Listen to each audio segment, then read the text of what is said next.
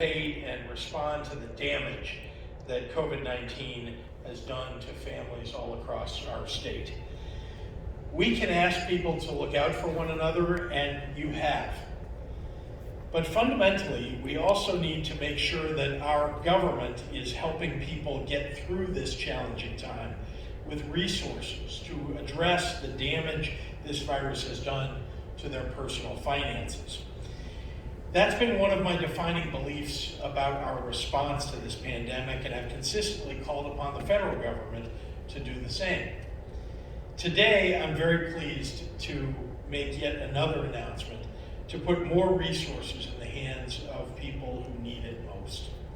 Illinois is launching the low-income household water assistance program, $42 million to help residents keep up with their water and sewage bills and avoid utility shutoffs. Together with the $327 million that I announced in September for energy bill assistance and the Community Services Block Grant Program, our total available funds for utility bills and other household expenses has been brought to a record level. We've been able to help Illinoisans avoid 112,000 utility disconnections across the state of Illinois as they've worked to keep their families safe from COVID-19. And we will be providing hundreds of millions of additional dollars to support their recovery in the months ahead.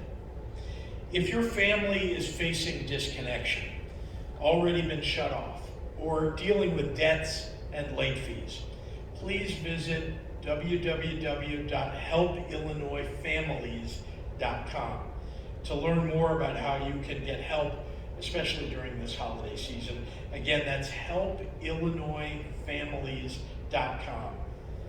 This is the latest in a series of efforts directed to supporting our residents so that they can support their households and help their families to thrive.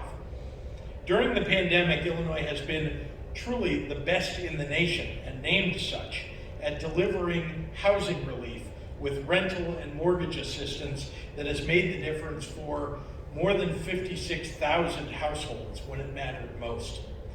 This year, we're in the midst of putting $1.5 billion worth of rent relief to work to stabilize vulnerable renters and their landlords. Nearly 4 times that amount was available in 2020. The first round of assistance through the Illinois Rental Payment Assistance Program provided more than $570 million to keep 63,000 families safe while they regained their financial footing. As of yesterday, we've launched yet another round of support with an additional $300 million in rental assistance. Again, if you need help right now with rental assistance, we're here for you. And you should again go to helpillinoisfamilies.com. If you're a renter behind on your rent due to the effect of the pandemic, or if you're a landlord with a tenant who's behind on their rent, you can apply right now for up to $25,000 in help from the state by visiting illinoishousinghelp.com. illinoishousinghelp.org. I'm going to repeat that again, illinoishousinghelp.org. Information is available in both English and Spanish. The application period will be available now through January 9th, 2022, so apply as soon as you are able. And thanks to the nation-leading climate, energy, and equity legislation that I signed into law in September, Illinois has eliminated the online payment fee for all consumers' utility bills and eliminated all late fees and deposits for low-income utility residential customers. That's a big difference for many families across Illinois. I came into the governor's office with a promise to rebuild and revitalize Illinois' human services sector, which has been decimated, frankly, under my predecessor's budget crisis. While the need is still great, I'm very proud that Illinois is a national leader in helping people stay in their homes during this health emergency.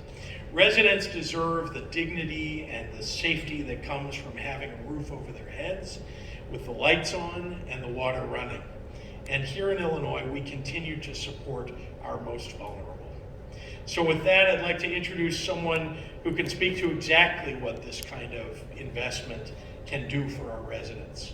A father, a grandfather, a resident of Maywood for over 50 years, Freeman Brown.